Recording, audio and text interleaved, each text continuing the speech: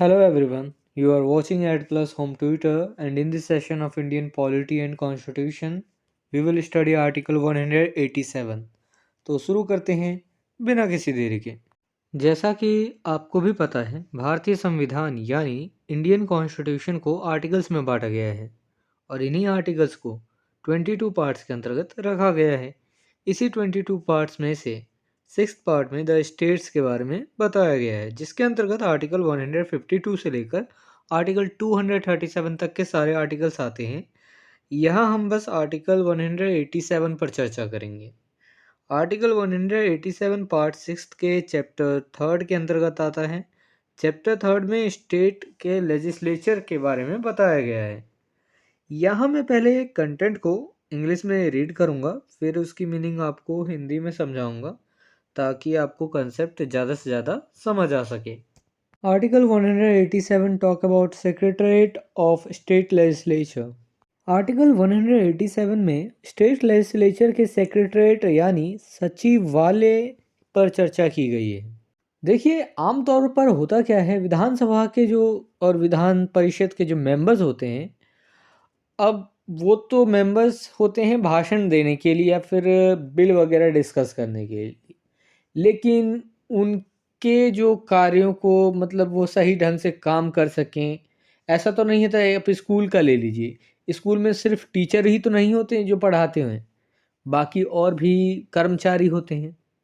तो इसी तरीके से बाकी अदर कर्मचारियों के लिए एक सेक्रेटरीट होता है, सचिवालय होता है, जो कि हेल्प करते हैं लेजिस्लेटिव असेंबली और लेजिस्लेटिव काउंसिल के सदस्यों की। तो इसलिए सेक्रेटरीट के बारे में यहाँ पे चर्चा की गई है।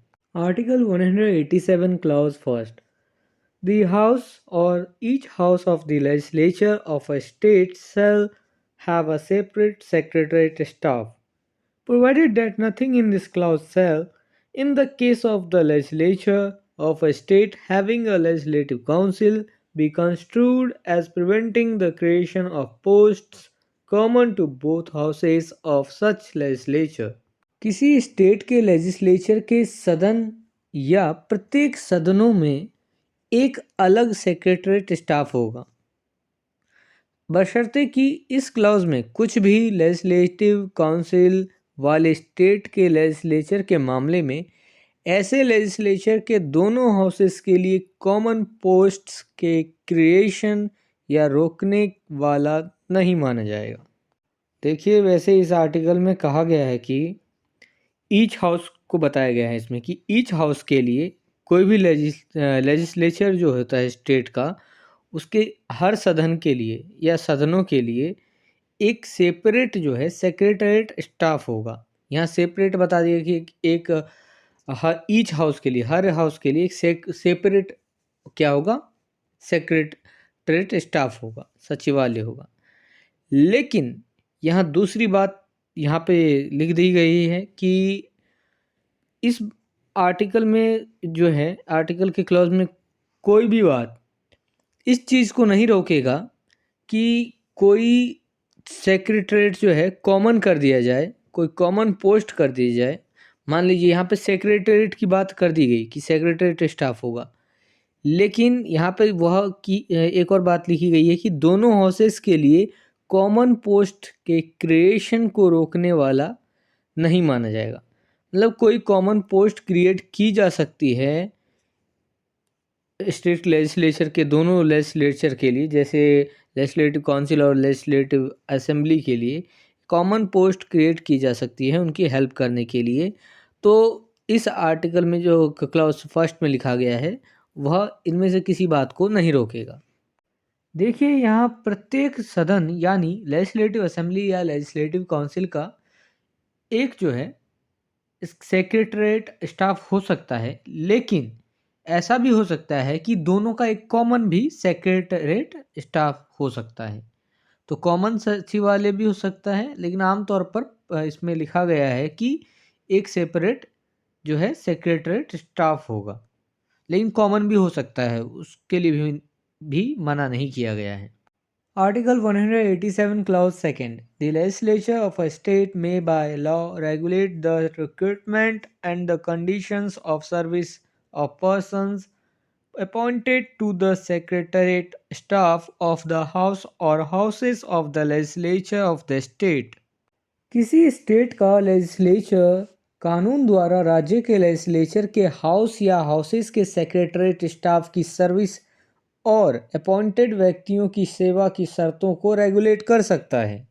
देखिए, अब बात आ जाती है यहाँ की जो भी सर्विसेज होंगे, अपॉइंटेड व्यक्तियों की जो शर्तें होंगी, कंडीशंस होंगे रेगुलेट करने के लिए, उनके सर्विसेज को रेगुलेट करने के लिए सेक्रेटरीट स्टाफ के जो भी व्यक्ति अपॉइंटेड किए गए हैं, तो वो कैसे किया जाएगा?